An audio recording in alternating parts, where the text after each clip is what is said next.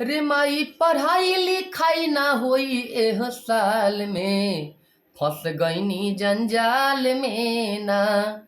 त जिंदगी उलझ गईल सरकार के तोहरी चाल में, फंस गईनी जंजाल में ना।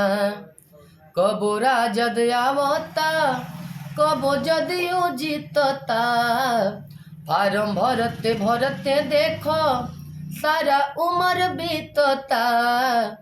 बाकी मिलत नइखे नौकरी कोरोना काल में, फंस गईनी जंजाल में ना। ए माई पढ़ाई लिखाई ना होई एह साल में, फंस गईनी जंजाल में ना।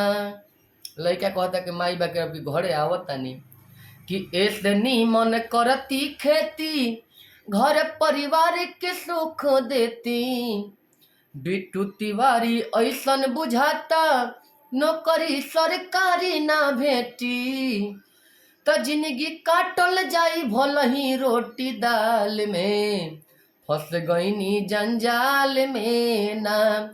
त जिंदगी उलझ गईल सरकार के दोहरी चाल में, फंस गईनी जंजाल में ना।